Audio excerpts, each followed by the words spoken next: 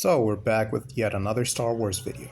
Hello, I'm Gibson Shamar from Hikati Media, and we are going to have another go at it with continuity. This time we'll talk about the importance of continuity regarding Star Wars Clone Wars. Not Star Wars The Clone Wars, Star Wars Clone Wars. See, there's a difference between the two shows because of the word the. Not many people online can make that distinction for some reason. This video will be divided into 3 parts: defining continuity, talking about how important it is to maintain, and bringing up how this show holds up. So what is continuity? I've defined it many times in my previous videos which touched on this subject, but for the sake of contextualization, here goes.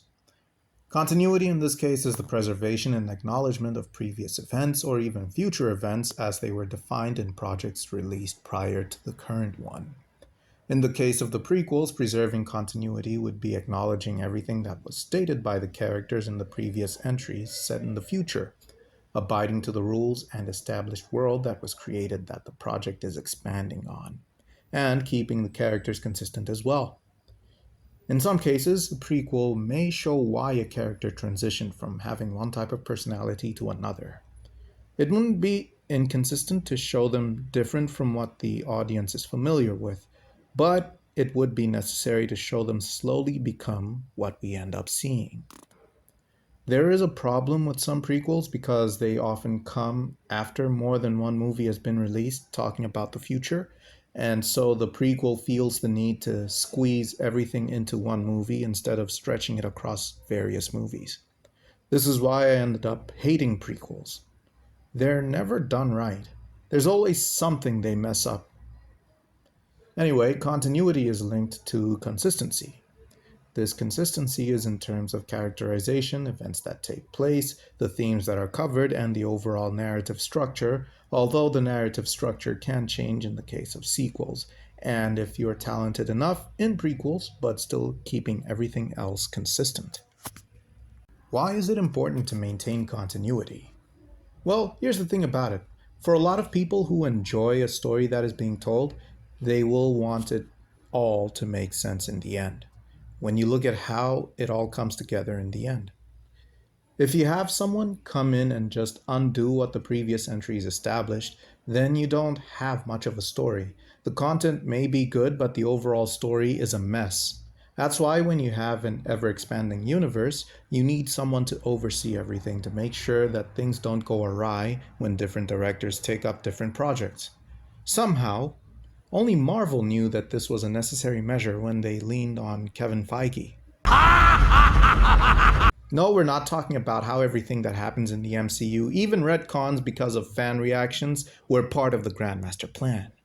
We're actually talking about the truth here. Somehow, it never occurs to people that you need someone to oversee everything, some sort of librarian who tells you what you can and can't do. Not that I encourage studio interference, but if you have someone looking over your shoulder when you're part of an expansive universe, your project is more likely to be consistent with the rest of the universe.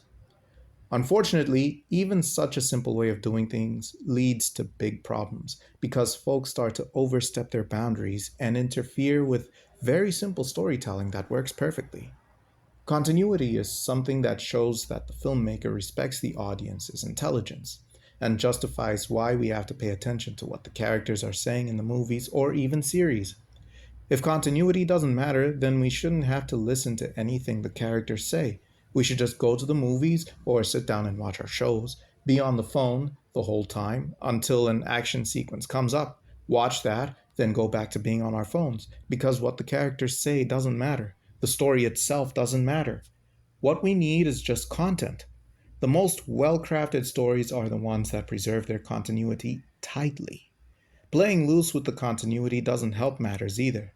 Saying stuff like, well, they never said that it didn't happen, so we can't rule it out when defending things that should never have been brought up in the first place, or saying, well, it makes sense if you think about it, absolutely never should be necessary when justifying a decision that was made in the making of a prequel. That's why the most successful and consistent universes have a firm grip on what goes on in them. We have Harry Potter. We have, to a lesser extent, The Lord of the Rings. I'd like to say the original Star Wars trilogy, but it doesn't really apply. And that's where we can start to talk about Star Wars Clone Wars. How well did it do in preserving continuity? Genndy Tartakovsky's Clone Wars micro-series was a smash hit, and it came at around the time Samurai Jack, arguably Genndy's best work ever, was still being produced. He was on fire at the time. Seriously. Dexter's Lab, Samurai Jack, Star Wars. By the way, I had no idea Star Wars existed. Genndy's Clone Wars was the first time I ever heard of Star Wars, and I was hooked to that show. The 5 minutes of every episode never felt like 5 minutes. It always felt like it was 20 minutes when I watched them, because somehow I learned so much about that universe despite not having watched any of the movies, which I didn't even know existed, read any of the books or comics, or played any of the video games, all of which I didn't know existed at the time. When the show ended, I asked my dad to buy me Star Wars movies on one of his work trips because my country doesn't sell movies unless they're the latest ones, and it's never original stuff. Yeah, we struggle a lot with that. My dad bought The Phantom Menace and Revenge of the Sith, and I knew that Revenge of the Sith had just been released. I had no idea that there was such a thing as the original trilogy. I thought that episode 4 was still to be made. Having not seen episode 2 and only roughly hearing about how episode 2 had the word clones in its title, I thought that this show was episode 2. Now, you might be wondering how I could come to such a nonsensical conclusion like that. Well, the answer is simple. It fits in almost perfectly. I say almost because there are a few things which the show does not do very well. Firstly, let's look at when the show was released. The show was released after Attack of the Clones and before Revenge of the Sith. The creator of the show had kind of a lot of creative freedom, but was also limited because he couldn't overstep in the adventures he'd make up for the characters that would end up being recycled in Revenge of the Sith by accident. Thankfully, this was not an issue. The show, being released at that point, worked as a great bridge between episodes 2 and 3. This was especially because it was released annually. At least in the Cartoon Network I watched it was. They released 10 chapters in 2003, 10 chapters in 2004, then 5 chapters in 2005. I was so dumbfounded when it ended the way it did. Cartoon Network never used to announce the end of a show. The shows would just stop airing and that would be the end of it. That's what happened with Clone Wars.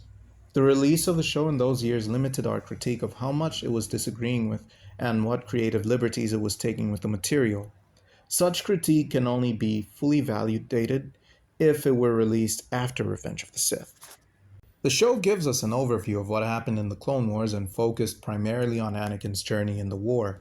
Of course, there were chapters which focused on other characters, but the main guy was Anakin.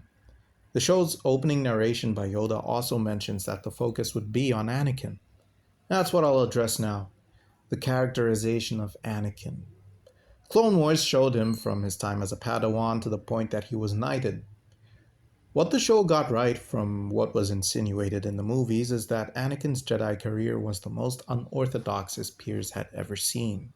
He was clearly more talented than what regular Jedi were at his age, excelling at pretty much everything. Even when the Jedi had their debate about what to do about him, they admitted that he was tested and more skilled than what a Padawan should be. He was knighted, even though it was fiercely debated. This is essential in establishing, or rather, showcasing how much the Jedi didn't quite trust him. Even after everything with the high midichlorian count, his natural skill, the sudden emergence of the Sith, who are supposed to be ultimately destroyed by the Chosen One, dudes like Mace Windu still doubted him. That's just like the movies. Although in the movies, it's only in The Phantom Menace where he was like, nah, straight up. In Attack of the Clones, he seems to have accepted it, but is still on the fence about it. He's like, if the prophecy is true, your apprentice is the only one who can bring balance to the Force. That right there shows that he still doesn't believe in Anakin, but is going to play it safe just to see how things play out. That's exactly what he's like in this show. He's still like, whether or not he is the chosen one is to be seen. Dude, you have no idea what kind of forces you're dealing with here.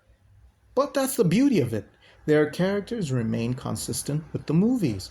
Anakin goes from the guy who complains a lot like in Attack of the Clones, to the more seasoned, silent guy we see in Revenge of the Sith. I mean, he still does talk about his feelings and internal conflict, but that's still toned down because of all the experiences he has gone through in the 3 years. Obi-Wan is another major character in this, and you can see from the way he carries himself that he is shown to be a good diplomat. Hence, he is known as the Negotiator, or at least Grievous calls him that. We don't actually see him do much negotiating unless you count aggressive negotiations. But he does talk like he's all smooth and stuff. He still serves as a mentor to Anakin, but isn't by his side for the bulk of the show. They still fight near each other in the first volume, and in the second volume, they have their adventure together but are separated for most of the time. This goes into the movies as well. What you end up seeing is kind of a natural progression from the movies to the cartoon, then back to the movies. The cartoon keeps the characters' personalities the same as in the movies. This is what makes the show stand out. The creators took what was in the movies, worked within the limitations in storytelling brought on by the fact that this is supposed to be a prequel and the bridge story, and make it work exceedingly well. Sure, there wasn't much complexity in the battles. We didn't see any battle planning or get an hour's worth of different characters on screen. It was just straightforward fighting. The clones weren't expanded on much, but we saw how effective they were as a unit and why they were favored over droids. The clones were pretty much just droids with flesh. They obeyed orders. They went into battle without hesitation. That's the way it was meant to be. That's what they were designed for. The relationship between the clones and the Jedi was also kept the same as in the movies. They interacted, and the clones had their own names as opposed to serial numbers, but it wasn't more than we work well together, so let's do our jobs well together. Instead of, I will do anything and everything for you because we are now practically siblings, like the other show. This show not only kept the personalities consistent with the movies, but the character relationships as well. Did you see how Palpatine is a creep and how he keeps propping up Anakin, especially in their first scene? Heck, he doesn't even let Yoda and Obi-Wan finish their sentences while boosting Anakin's ego. This guy right here, guy pulling strings and prepping his boy for when he becomes a man. See that? It isn't even on the nose. It's stuff you only put together once you find out that he's Darth Sidious. Yeah, for some of the Star Wars fans that watch Star Wars in chronological order, it wasn't obvious. It took me years to accept that Palpatine was Sidious the whole time, and this was after watching Revenge of the Sith. Let's look at how they handled General Grievous. This one is a bit tricky because according to the lore, this show got it right. If you watch the movies and compare them to the lore, it doesn't hold up. Well, okay, one movie. From the movie, one quick line lets us know that Grievous has a thing for collecting lightsabers. Obviously, this is from the Jedi that he managed to kill. How he killed him is left to the imagination. But if you watch this show before the movie, it was released before the movie anyway, you will see that Grievous is a killing machine. This guy can give even the most seasoned Jedi Masters PTSD. He is unstoppable, highly trained, and the worst thing you could come across in the battlefield. Even his tactics are insane. When we're introduced to him, we see that he has wiped out an entire battalion of clones which were being led by 6 Jedi.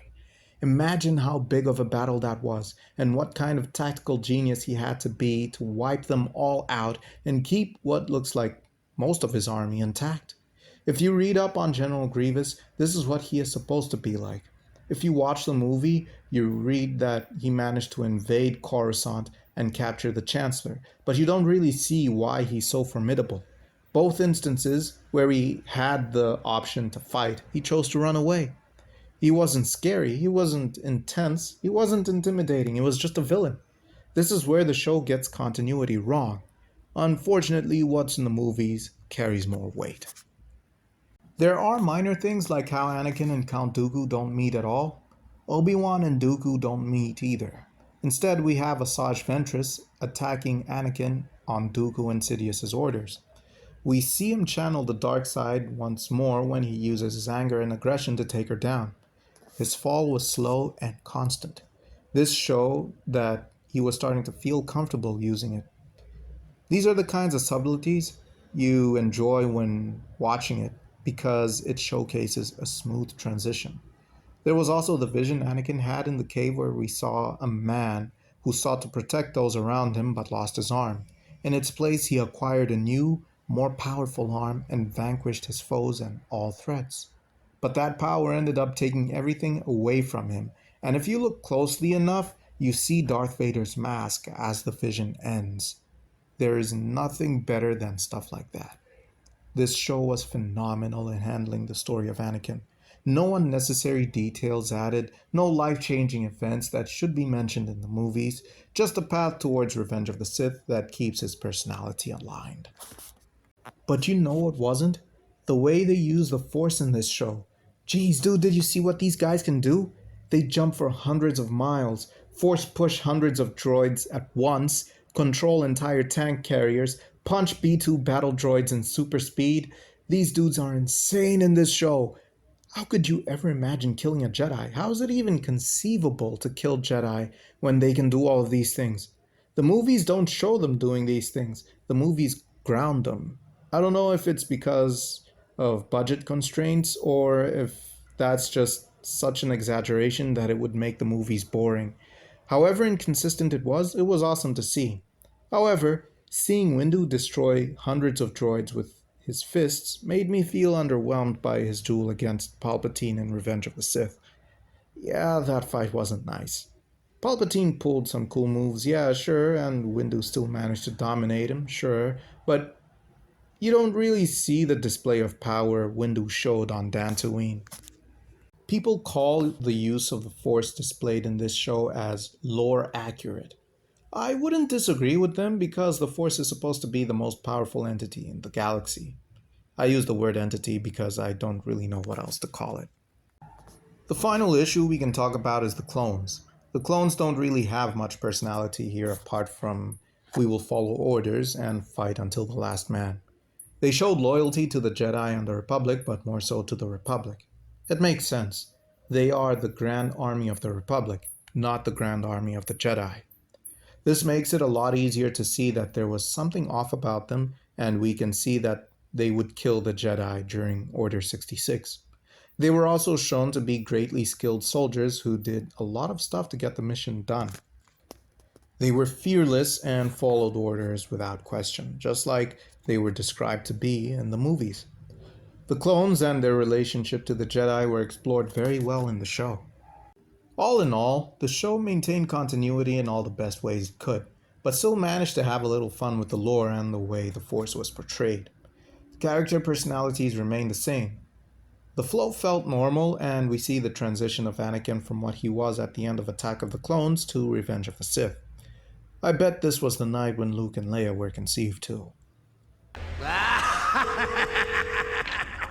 The knighting of Anakin was also a wonderful thing to see. It was a beautiful moment which deserved to be showcased on screen. This is one time that continuity was respected. Which is weird because even though it was set in a prequel period, it still had space to come up with whatever it wanted but still played within the sandbox that was being made by the prequel movies. That's all I have to say about Star Wars Clone Wars and how it managed to treat continuity with respect. It actually kept it important. Disagree? Let's see why in the comments. Please check out our Facebook page, our Instagram page, and the rest of our channel here for cool content. We have a lot of cool stuff. Have a good day.